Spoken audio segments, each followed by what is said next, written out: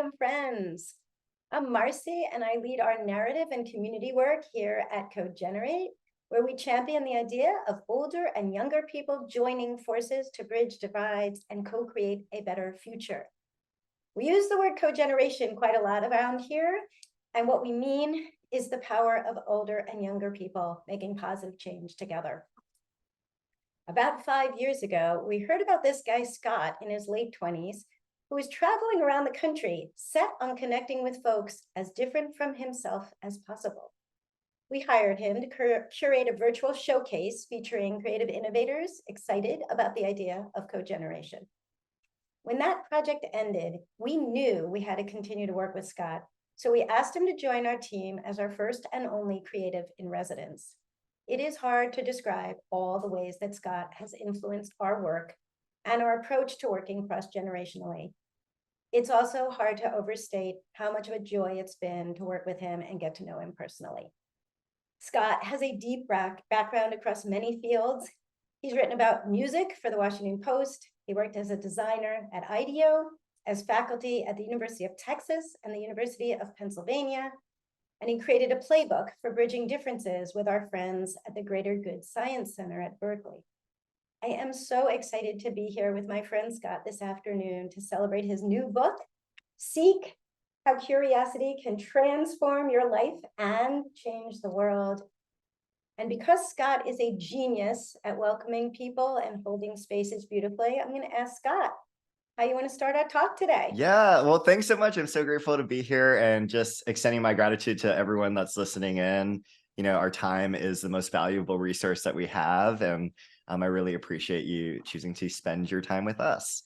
So we're going to start by doing a invitation in to take a few breaths and to do a visualization exercise.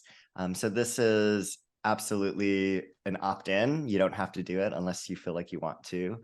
But if you'd like to join us, I'd invite you to sit down in a comfortable position if you can.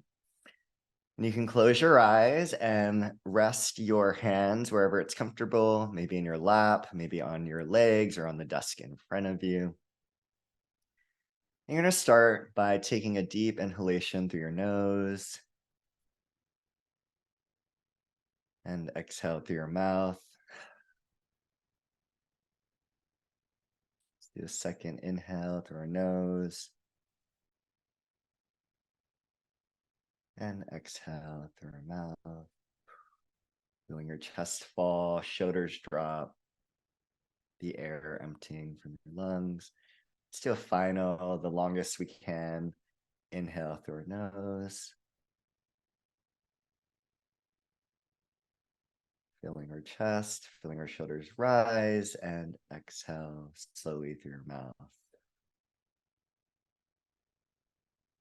With your eyes closed, and as you find your normal pace of breathing, I'd like to invite you to think of someone, one person, who is younger or older than you, so they're in a different generation from you, who's made a positive impact on your life.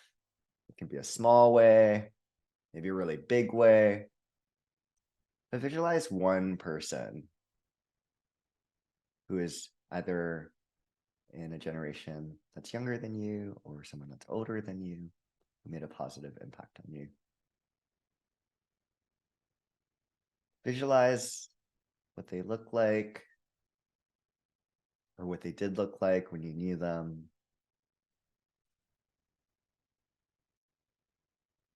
And find a way, without using your words, as you imagine yourself in front of this person, find a way to thank them without words. Maybe it's through a smile, eye contact, maybe putting a hand to your heart.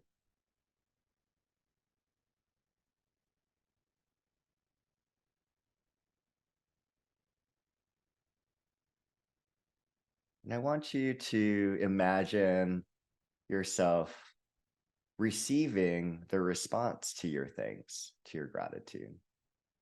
Are they smiling back? Are they extending their arms out?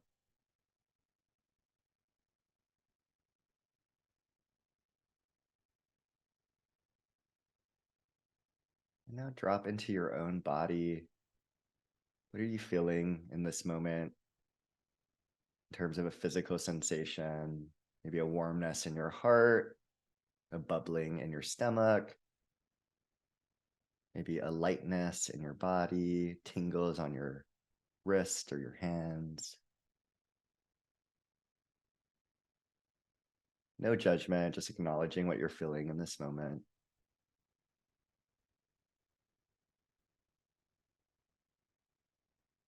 We're going to take one deep inhale through our nose again. And an exhale through your mouth.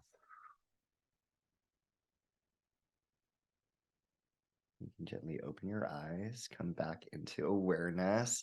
I want you to write that person's first name if you feel comfortable. For everyone that was able to join us in doing that, write the first name of the person that you thought of in the chat. And we have Richard, Audrey, Fatima, Rachel, Erica, Nico, Barbara, Gabrielle, Mitch, Keenan, Aisha, Elaine, Zyla, Linda, Janice, so many amazing humans. I like to start, and keep them coming. I like to start in this way to acknowledge that, our curiosity isn't just about the person in front of us or even about ourselves. It's more than just the people in this room today. There's 150 people in this room right now, but we also come in our lives with people who are not in this room that have touched every single person that's in this room with us.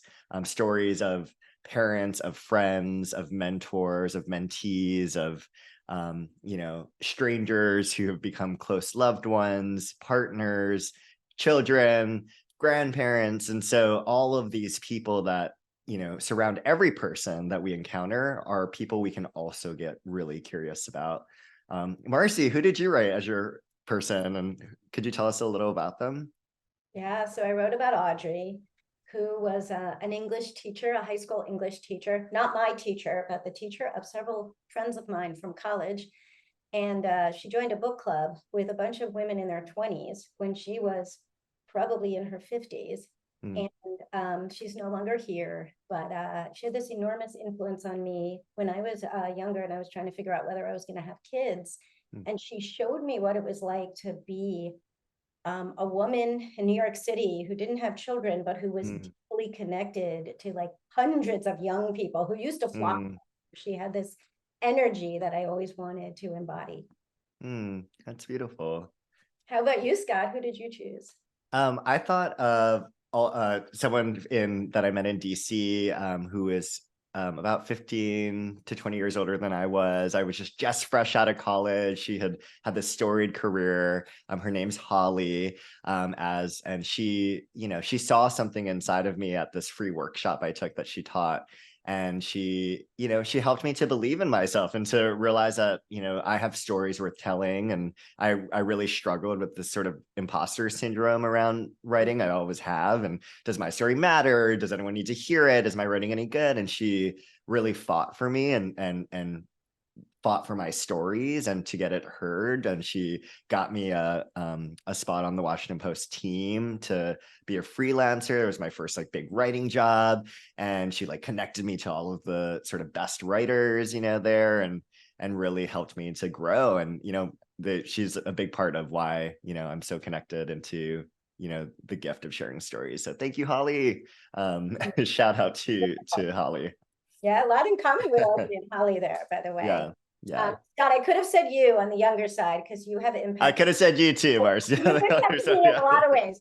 But so I want to start out, first of all, I want everybody to know my excitement on this book. I don't know if you can see this, but it's like I just was highlighting nearly every page. There's something that I could read aloud from, but I was like, I have Scott here, so we don't need to read aloud. But just to situate us in kind of that moment, I talked about how we met you. I think this story of the road trip you took might be a good way in. Could you explain this road trip you took? Yeah. And why? And that might be a good opening. And I'll tell everyone, feel free to throw questions for Scott in the chat. You'll see me looking over to the side. When I do that, I'm scanning the chat. I'll probably weave in some of what you are all saying, but we'll also hold the last 15 minutes specifically for Q&A and some exercises that Scott's going to lead us through. So yeah, tell us about your road trip first. And this is a topic of curiosity, so get curious, y'all. Like, we welcome it. We want to hear it. For me, I grew up in Hawaii. I grew up in an intergenerational household. I've was always sort of reminded to be curious about the people around me from my family. And in 2016, though, when the presidential elections happened, it was almost like everything that I was taught, up until that point in life was being tested in this culture where I felt there was so much toxic polarization and social division across pretty much every identity, not just politics. It was, interfaith and age-based, okay, boomer, entitled millennials. You had, geographical divisions. There was racial conflict. There was you turned on the TV, the news, you went back home for family reunions, you were at a community town hall. It felt like everywhere you looked, there was this sort of divisiveness that was infecting the very air we breathe. And I'm a storyteller, and I wanted to get out there and understand, almost for my own sake too, how do we actually heal? How do we bridge these divides that we're in our families and our communities in the country?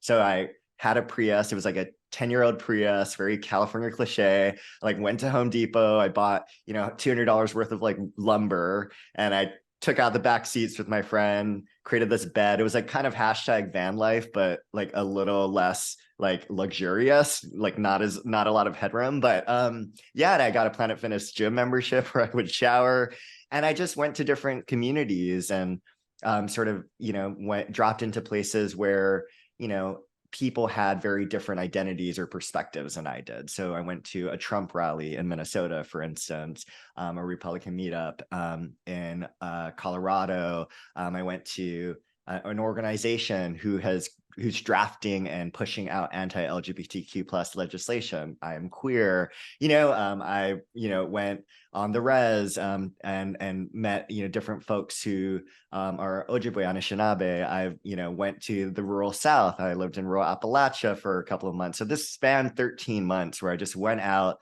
and I would come into these conversations with deep curiosity and basically say something to the effect of, I hear a lot about this area or people with your kind of identity on the news, but I think there's no better way to see someone's humanity, to understand who someone is, by, breaking bread with them or having a conversation with them. And we're both waiting in line to see Trump at this Target Arena Center. So we have hours to kill. So would you be interested in, sharing some stories? I have a lot of questions. I have deep curiosity for you. And what I found was that, when people aren't put on the defensive and people are met with a deep curiosity, people want to share. And there's so much that we can not only understand from their stories, but we can also connect to them in a deeper way. And we can even transform the ways that we see them. Wow. Yeah. I want to unpack, because you talk about a lot of layers of difference, right? Mm-hmm. You mentioned many, many kinds of identity. And here at CoGenerate, we're thinking a lot about the age divide and what separates us as older and younger. And I'm wondering if you can situate us in how age might interact with all those other identities that show up. Mm-hmm. I particularly love some of the framing you talk about with John Powell, and how you see age kind of fitting into these other kinds of differences. Yeah, John Powell is wonderful, a civil rights expert, runs the Othering and Belonging Institute, also at UC Berkeley, and has this really great concept called short and long bridges, which I write about in the book. So, a long bridge is when there's so much difference that it almost seems like a very long path that we have to walk in order to truly understand or connect with one another. And so that might be me trying to connect with someone who, has deeply embedded white nationalism views. That is a very long bridge for us to cross in order to have deep understanding for one another. Shorter bridges are ones where you don't have to walk across as much ground in order to, see each other and understand each other. It's sort of a quicker way to connect. And I think age difference is a really great example of a short bridge, right? I might be in my 30s, but someone else might be in their 50s or in their 60s. And although we have very different life experiences, we've been able to interact with people in different generations through our work, through school, just through our families and regular interactions. So coming in from that sort of identity or bridge Mhm. is a much easier way to connect with people. But, you know, someone who is 30 and someone who is 60 are different in so many ways. They might be racially different. They might have different faith backgrounds. They might have different political views. And so even though you're crossing this short bridge, it's such an opportunity to connect along so many different lines of differences, right? And when you when you get over a short bridge, you're able to build that trust and that connection that's really required in a relationship to start walking along those longer bridges. So that's sort of a way to think about, you know, any conflict you're in or any relationship you're in, you know, where's the short bridge? Like, how can I connect quickly with my curiosity to build that trust in that relationship so that we can talk about the harder things? Mm. So I want to get to your book is loaded with frameworks, which I love. There's a lot of kind of different frameworks we can start applying if we want to think about curiosity. And one of the most basic is this idea of shallow curiosity and deep curiosity. Mm-hmm. So explain what you mean by those terms, and whether this book will help us with both or just one. Yeah. Yeah, totally. So I like to, so first of all, the definition of curiosity is a desire to know or desire to understand. Mm-hmm. And I always say that curiosity is on a spectrum. So you have shallow on one end, and then you have deep on the other end. So shallow curiosity, deep curiosity. Yeah. So shallow curiosity is really about understanding, you know, getting data or extracting information. You know, you might be doing a Wikipedia search on something, or you're learning about that tree in the backyard, or you're getting ready for, you know, trivia night, you know, so you're getting all your facts ready and straight. You know, deep curiosity is really about diving beneath the surface and getting, you know, the sort of deeper, richer insights, stories, nuances, and complexities. So if you're trying to connect with someone with shallow curiosity, you might ask questions like, oh, what's your name? Oh, Marcy. Oh, cool. Like, where are you from? Oh, where you live right now? Oh, cool. New York. Oh, awesome. You know, what do you do for work? You know, okay. And that, you know, it gives you some details, but it doesn't necessarily give you the deep insight. When you start moving towards deep curiosity, you might ask questions like, you know, what's the story of your name? You know, who named you? What's your relationship to the people who named you? What do you think about your name? You know, instead of what do you do for work, you might ask, you know, what makes you come alive? How will I know? How can I support you to flourish in life? What does that look like? So there's a depth to the conversation. And, you know, just like the ocean, shallow is not worse than deep. Yeah. We need both, right? They're just like you would hang out in the shallow parts of the water or go into the deep parts of the ocean. They just offer different experiences. And sometimes you need to come into the shallow to get to the deep end. Like you wouldn't necessarily go to a work conference and ask someone, what's the deepest childhood trauma you've ever faced in your entire life? Go, you know, upon first meeting someone. I mean, I might be open to having that kind of conversation. Not everyone would be, but you know, you have to make it appropriate to the relationship and sometimes start in the shallows to move towards that deep end. So that's sort of the analogy or the metaphor of the spectrum of curiosity.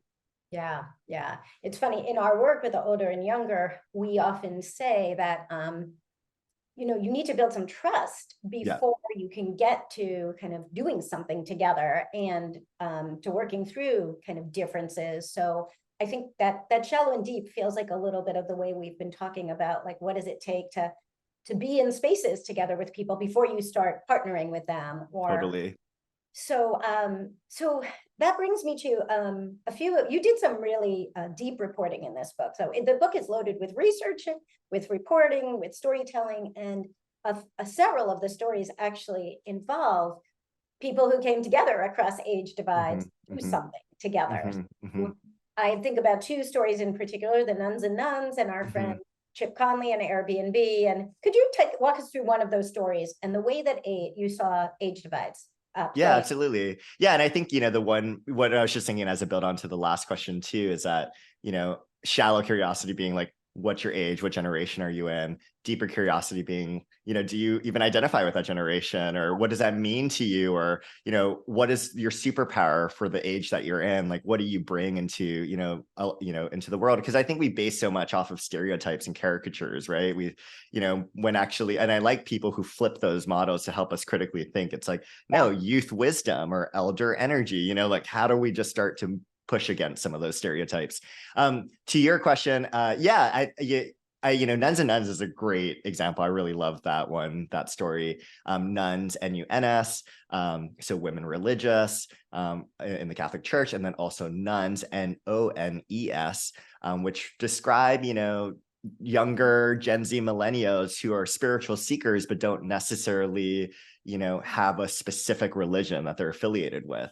And when you look at the research, younger generations tend to be more this way than the generations that came before them. So it was a really beautiful interaction where groups of younger NONES as millennial seekers went to live in convents with nuns, with sisters, for months at a time to deepen into a relationship with one another and to learn from each other.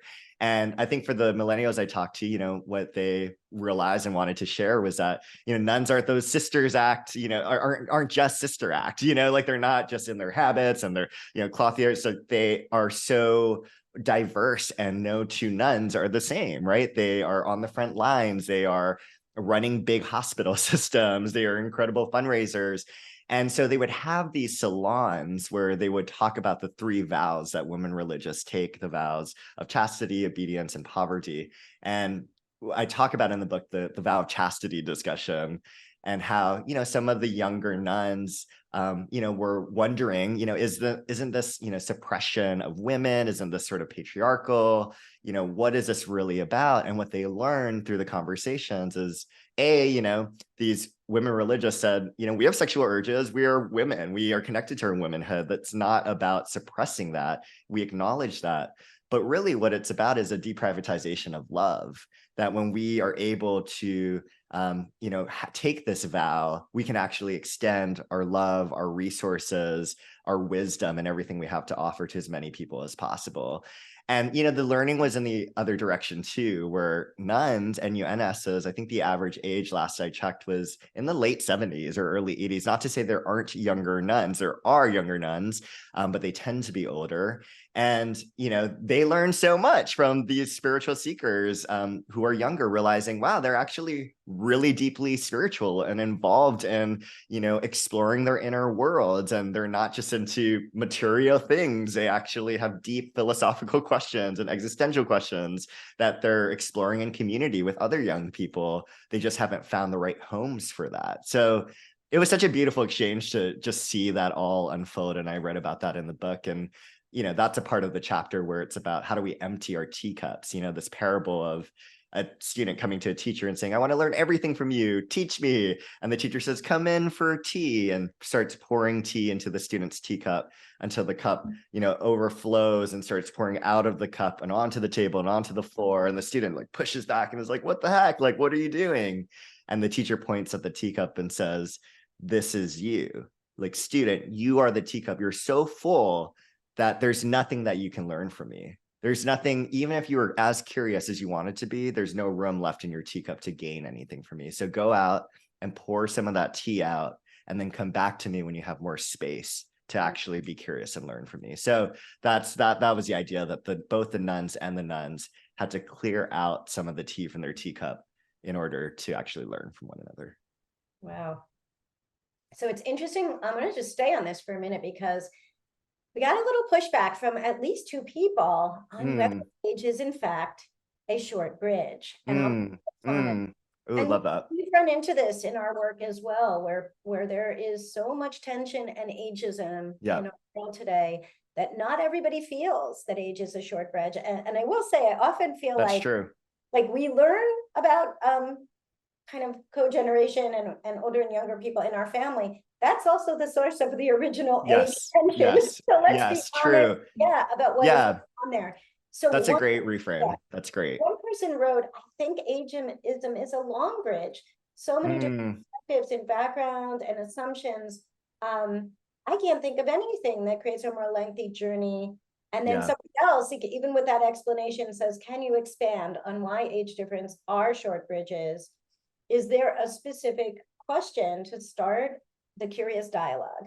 And I think what I'll say is, I was wrong in my framing, and thank you so much for, being safe and courageous enough to share your perspective, which is different from my own. And I think that's exactly what we're trying to encourage with curiosity, is that we all have different life paths and experiences. And what might be a short bridge or a long bridge to me may not be the same for someone else. And so I think that was a missing context that I didn't have in that original answer, that I definitely want to, highlight and bring into this conversation, because it's true that, just because age is a shorter bridge for me, and faith might be a longer bridge for me, doesn't mean that it's the same for everyone else. So I think that's just a continuous sort of learning that I've had on this journey of curiosity, is reminding myself that, we're all on our own individual paths. There's so much that we have to learn about the person that's in front of us and our own selves, and that there's so much that might be different, even though we might share so much common humanity and common ground at the same time. So I just want to thank you all for sharing that, because I think that's so true.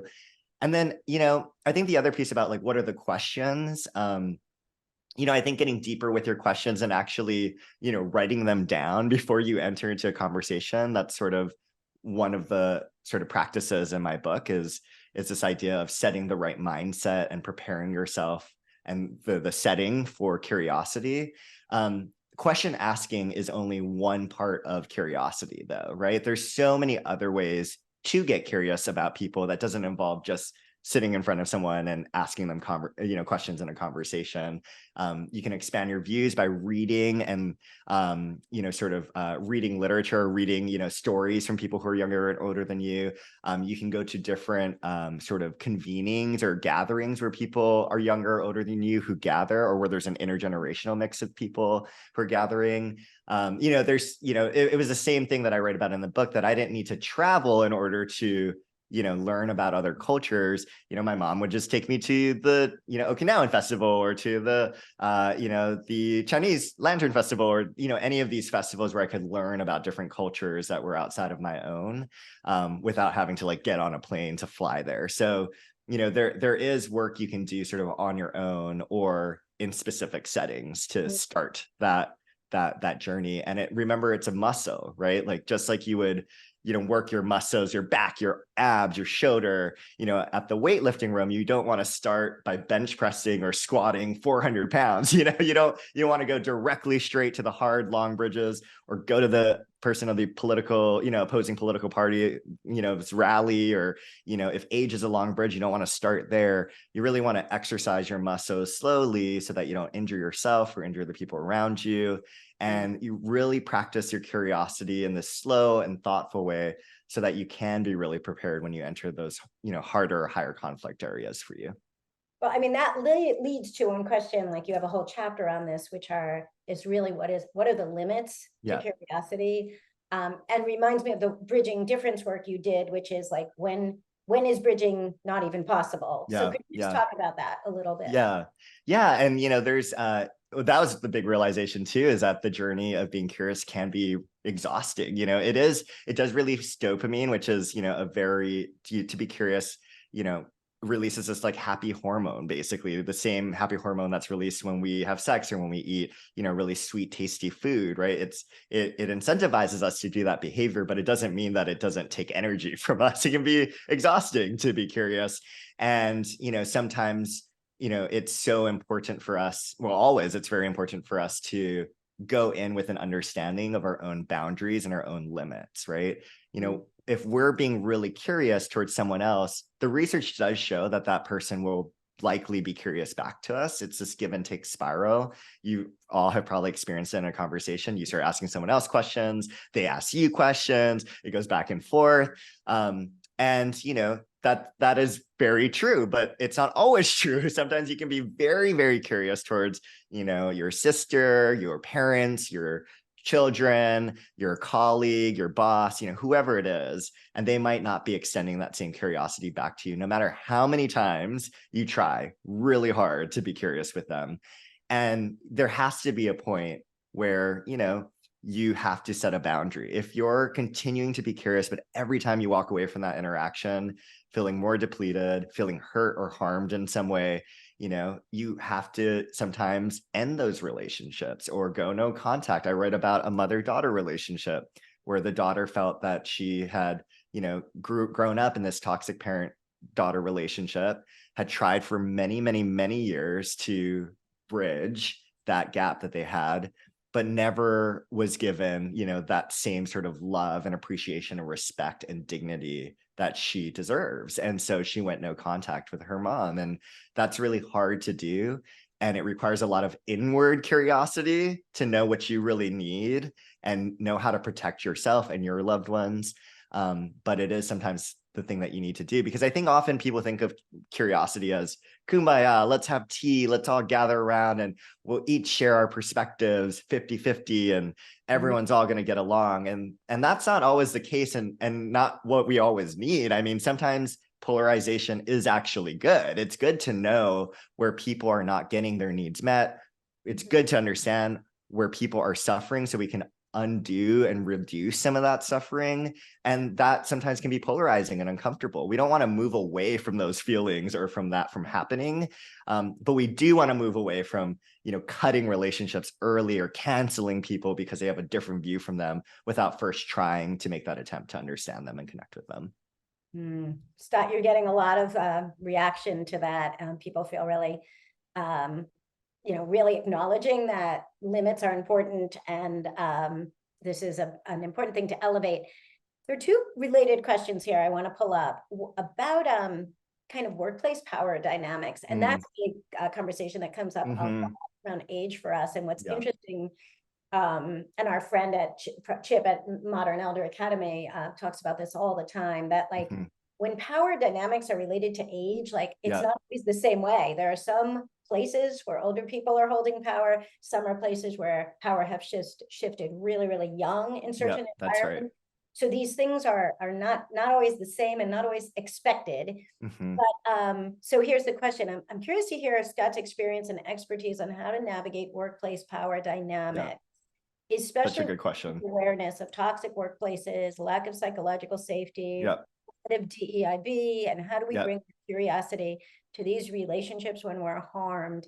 And I'm going to add, and when there's a layer of, power dynamics at play that could be added to the mix. Yeah, Emile Bruneau, he had done really interesting research around this. He started as a teacher, and he would realize after these interracial student, dialogue groups, where for him it was, students of color and white students coming together to try to, reconcile and repair, what he would see in his experience is that, white students would get a lot out of it, would feel like they learned something, and then students of color would leave pretty exhausted and feeling like even more despair sometimes, and felt like they weren't heard or didn't get what they needed out of that. And when he did his research, he found that it's almost like a car battery when you're jump starting a car. The direction really matters. You have to put the black and the red on the right position, right? Or you could like blow up the battery. I don't know what happens. I don't even want to try to know what happens when you do it the wrong way, but it can be consequential when you do it the wrong way. And the same is true for curiosity. So you want to make sure, based on his research, that when you have more social power in that setting, you should be doing more listening, more perspective taking. You should be the one that is more curious. When you have less social power in a setting, you should be the one that's elevated to do more perspective giving, to share your stories, to be listened to and heard. And that's because people in less social power have less opportunities to do that, because they're not constantly in mainstream culture. They're not constantly being heard or represented with their voices, let's say in leadership on the board, in thought leadership, just in the field in general. And so it's really, really important to understand this point. And it's backed by research when they have brought two different groups together where there was a power differential. And they found that when you did that, both groups actually walked away learning something, and both groups felt satisfied and closer to the other person as a result of that conversation, as opposed to if you just gave each other 50-50 speaking time or did it in the opposite direction. And I talk about the Truth and Reconciliation Commission in Canada in my book that sort of speaks to this, which is the residential school system in Canada, which was a really horrific school system in Canada that killed and traumatized and harmed Indigenous people in Canada, First Nations, Métis, and Inuit people. And, this is recent history. I mean, the last school is closed in the 90s. So this is very recent history. And what the TRC did, and Ryan Moran, who I interviewed for the book, he was a part of the statement gathering. So he collected the stories of survivors and would also get non-Indigenous Canadians all into the same room. And non-Indigenous Canadians would sit there and they would listen to the stories of survivors, to what Indigenous people went through, the pain it caused, and why this can never happen again, and what we need to do for reconciliation and repair. And that was so important for non-Indigenous Canadians to sit down, to be uncomfortable, to listen to these stories, and to be curious and to really understand and to connect more deeply to Indigenous people in this way. And, it's not a perfect process, but the TRC, it was a great process, but the outcomes didn't lead to all of the things that they were hoping for, is more of what I want to say. But it did lead to a lot of great benefits. And we haven't seen many countries that have, done similar work where they've done the societal at large sort of repair work. I mean, it's really monumental work and really, really interesting.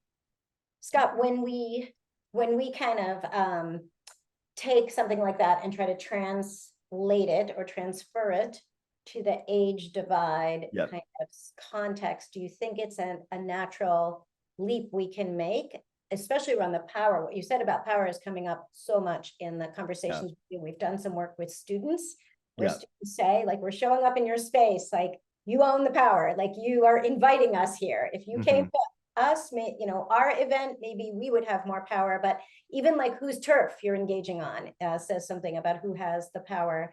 And so I'm just wondering, like, any other reflections you'd like us to keep in mind for those who are bringing older and younger together in various ways that they may want to be thinking about how to shake up the power dynamics, or even how to name what's going on with the power dynamics.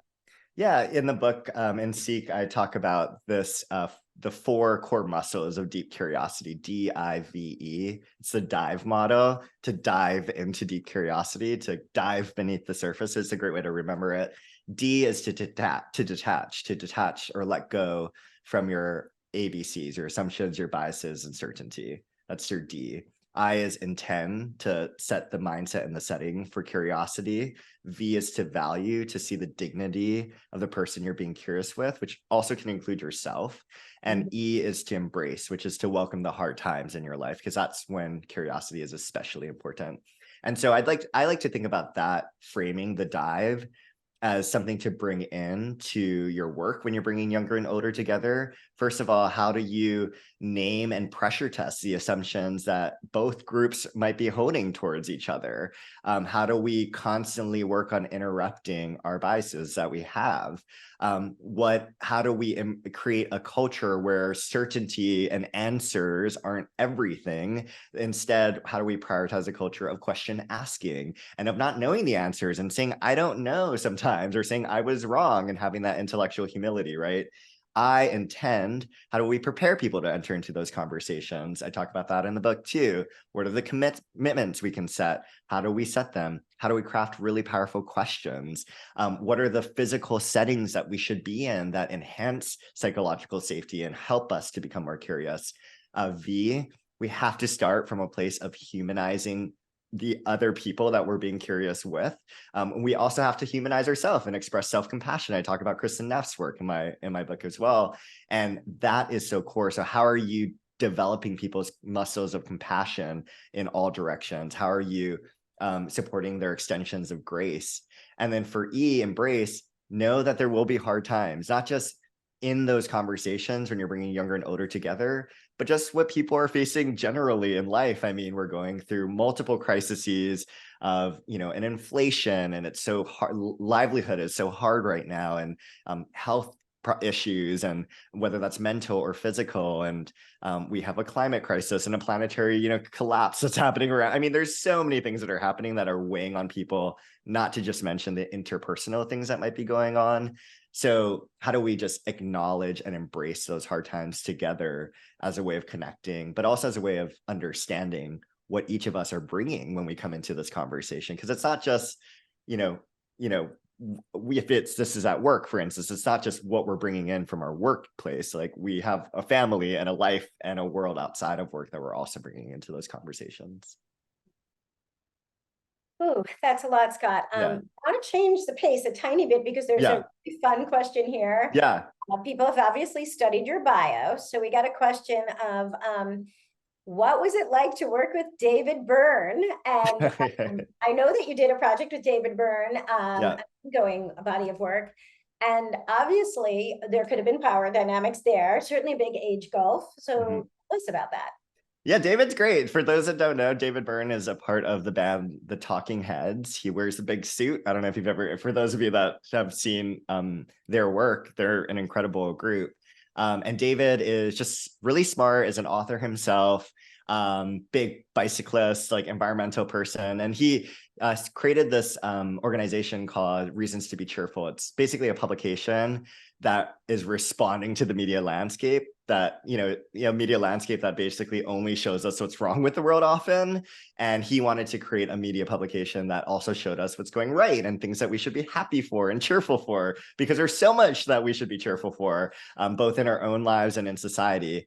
And so we, with a team, collectively worked on this project called We Are Not Divided, because yes, we are toxically polarized right now. Yes, there are social divisions across many chasms, but we are also so connected, and there's so many people doing bridging work, so many people who are trying to come in with deep curiosity to really understand and connect with each other. And we should also be highlighting that. And, that was a big insight too, just from like, we're talking about the tonal shift in a conversation, but also in a book. It's like, you can't just keep seeing the problem and what's wrong. You also have to see the solutions and what people are doing right now today, to actually, make those connections and to really understand people. So that's why there's the stories of Nuns and Nuns, or, the Polynesian Voyaging Society, or, wildland firefighters, or end of life doulas, who are using deep curiosity in their work to help people to die, to care for our earth, to love ourselves, to steward the planet. So I think there's just so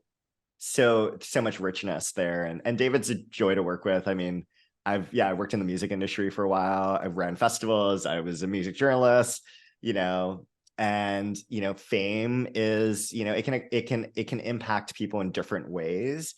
And it's hard. I have a lot of curiosity and empathy towards that. It can be really challenging to be a known person and trying to navigate in this world when sometimes you just want to be anonymous and just live your life, and not be interrupted in every dinner that you're in. But, David in particular was really fantastic to work with, and I feel so honored. All right, we have some really juicy questions here. A few people have talked about how age and ageism might be a particularly American concept. And I know you're very clued in to kind of thinking about all other cultural traditions. And we have someone who asked a really subtle question, which is, ageism in African context is culturally defined in terms of respect and how we relate to others across different age groups. Elderly are nominally appreciated as reference libraries, for example. Someone else had said ageism might be a particularly American concept. How do you feel about the age and curiosity dynamic, particularly in American culture versus what you know about some other cultures you've looked at? Yeah, I think it's a really great question, and I don't have like a full-bodied answer to this, because my only embodied experience is growing up in Hawaii and the U.S. and with a couple of years in Iceland. But like that's so that's my context. But I definitely know that every culture is different and brings a different flavor. And so for some people, maybe an older adults might struggle more or have less reverence or less support than younger adults, like we see in the U.S., where there's less support, more social isolation, a lot of sort of strife from young people with okay boomer and sort of attitudes towards the older generation, for many different reasons. But it might be the opposite in other places where, younger, and have heard this from folks, where younger people are really struggling to find their voice or to find a place in their culture and their community to be respected. Wait till you get older. That's when you'll actually know things. And obviously these are cultural generalizations, right? So even in the US, there might be people who feel differently in a workplace where younger people aren't being valued, or in a community where older adults are being really valued, right? So I think the constant reminder is to come with deep curiosity always, to see the nuance, to find the complications and the complexity, and to remember that, no two people are the same, right? Just because two people, I saw someone's logging in from Kenya, just because two people are from Kenya or two people are from the US, their experiences might be radically different when it comes to the age divide or politics or any other sort of life experience. So we just have to keep asking questions and understand the person or the people in front of us. Like, what is your experience with this topic and how does it impact you? And, try to, again, detach from any assumptions or generalizations that we might make. So before we get to like an exercise, I just want to, I think some of these might be kind of quicker, and I'm betting you're getting this question a lot. Do you have any tips for asking better, curious questions, especially for introverts? This writer writes, I often feel socially awkward when meeting new people. My brain freezes at the shallow question level. Is there a practice you could suggest we do to build that muscle? Oh my gosh, that's so beautifully courageous to share that. And also, I think the work of like Susan Cain and Quiet and other folks who are advocating for, that introverts are people and they're a part of our culture and we all operate in different ways, and that is of value and worth. So I want to start there. Again, that curiosity has so many expressions. It's not just how you ask questions in a conversation. It's the way that you move through the world, the way you explore and learn about the things or the people around you, even outside of conversation, whether that's like pouring through books or, reading or experiencing different cultural, activities and cooking, like whatever the way is that you want to connect to other people or other cultures or yourself. I find introverted people, this is again a generalization based on my own conversations and work. They tend to have inward curiosity dialed in pretty well. So I talk about in the book the 3 different directions of curiosity. There's inward, outward, and the beyond. So inward is being curious about yourself. Outward is about being curious about other people and the culture and the systems we're in. And the beyond is being curious about what's not in the physical realm. So that might be the divine, God, consciousness, our ancestors, or, those 7 generations ahead of us. It doesn't have to just have religious connotations. And I find that introverted folks tend to be really introspective and really dialed in on like understanding themselves and their feelings and, thoughtfulness and navigating different, situations with that inner clarity. Again, a generalization that we always have to like question when we meet an introvert, like that's not a true fact for every introvert, but just what I've seen in my own work.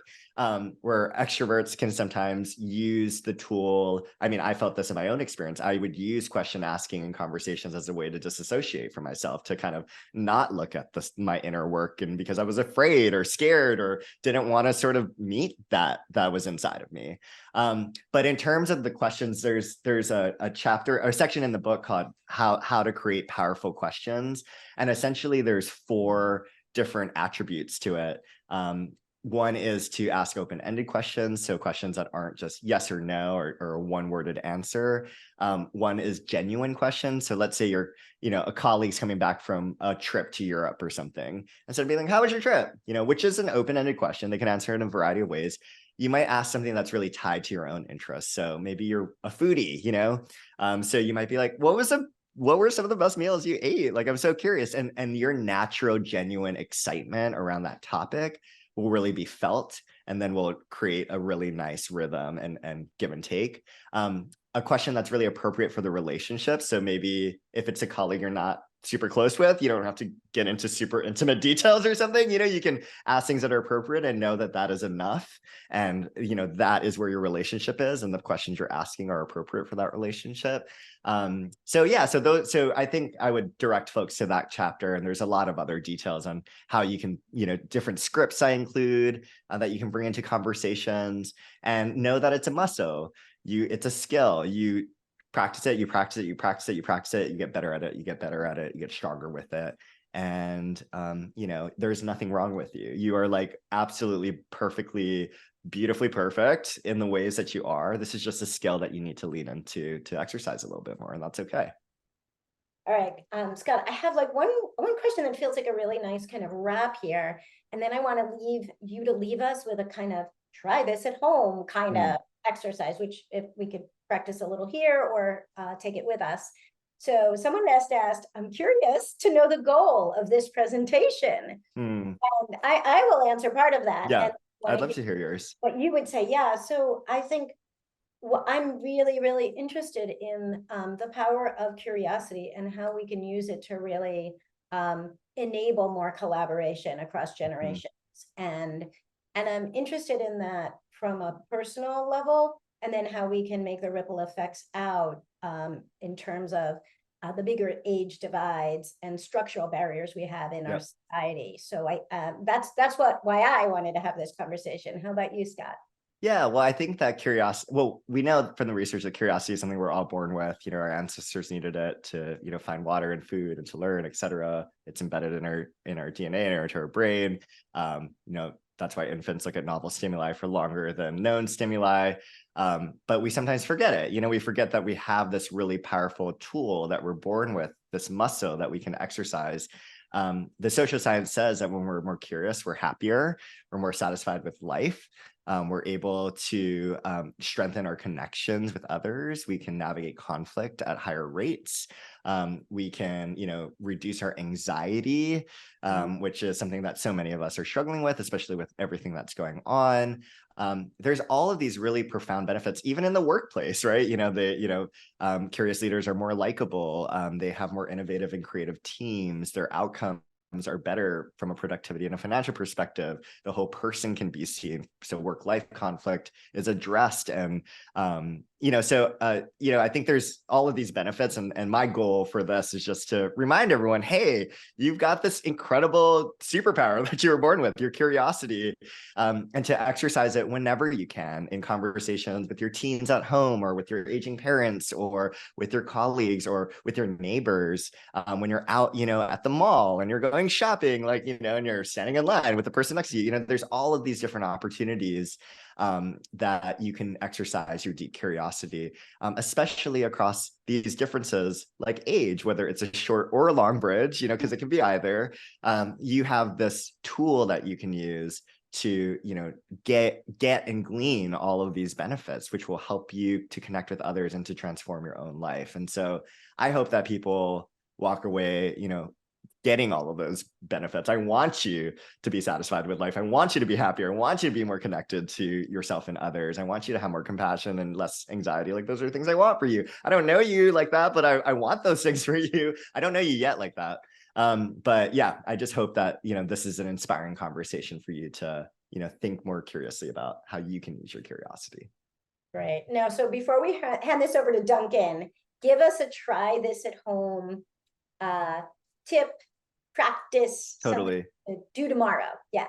Yeah, well, I was just in this conversation before this webinar where, I was just hearing what I think so many people are feeling right now, just pretty overwhelmed, with job responsibilities and family stuff and health stuff. And, there's all these things going on. And so one of the practices I have in the book is quicksanding, because I grew up watching Indiana Jones movies and being afraid of quicksand and what do I do if I encounter quicksand? I don't want to sink. I don't want to die in it. So I looked up these survival lists on how to get out of quicksand when you encounter it.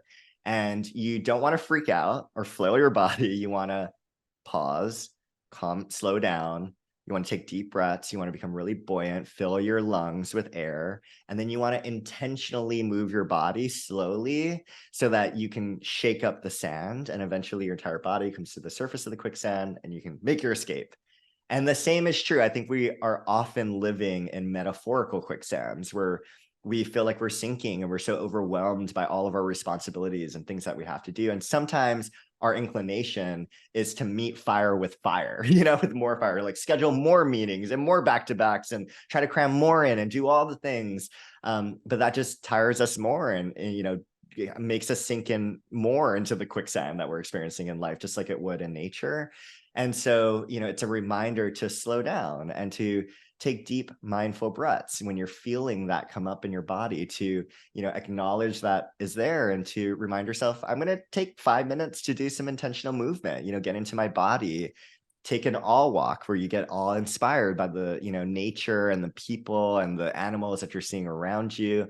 And the research does show that doing that by slowing down, by moving and introducing movement into your body, even just for the 5 to 10 quick minutes, it can actually calm your nervous system. It can reduce anxiety, it can help you with clarity and decision making. There's all of these benefits. And so that's one practice I want to bring in is quicksanding. So if you're feeling like you're sinking, don't flail or meet fire with fire, be intentional with your breath, meet that moment with a pause, slow down, get into your body. Thank you. And then we can be free to be more curious. Yeah. Exactly. I want to welcome back Duncan, who is going to close us out here with a few headlines. And I want to just thank you so much, Scott. And I'm just encouraging everyone. Yes, hope you all will pre-order Seek. It comes out very soon, and I would so appreciate it. And I would love to hear from you if you do end up pre-ordering it and you were on this conversation. I respond to everyone, so you can, contact me, on Instagram or through my contact form, like whatever is best for you. And I'd be happy to have a conversation with you. That's my favorite part about being an author. So. All right. Thank you so much, Marcy and Scott. This is a beautiful conversation. And I feel so much more curious after having heard it. I'm going to launch a poll. Please, for everyone on the call, take 1 second to fill that out for us. In the meantime, I want to encourage you again, please pre-order Seek. The title is Seek How Curiosity Can Transform Your Life and Change the World by Scott Shigeoka, as we've had the pleasure to be hearing from over the past hour. I also wanted to mention that applications are now open for the CoGen Challenge to Advance Economic Opportunity. If you have a solution that is bringing older and younger people together to advance economic opportunity in any way, please apply for the CoGen Challenge. The solutions can be around caregiving support, job training, healthcare, housing, quality education, or anything else that you feel like will help with economic opportunity in any way. Applications close October 16th, and we have an informational webinar tomorrow, October 4th at 9 o'clock Pacific time. So for more information and to register for that, I'm going to put the website in chat. You can also access it by going to our main website at cogenerate.org. And that's it. Thanks once again to Scott and Marcy, and don't forget to pre-order Seek. Awesome. Thanks y'all so much. So grateful for you. Thanks, Marcy. Thanks, Duncan. Thanks, everyone.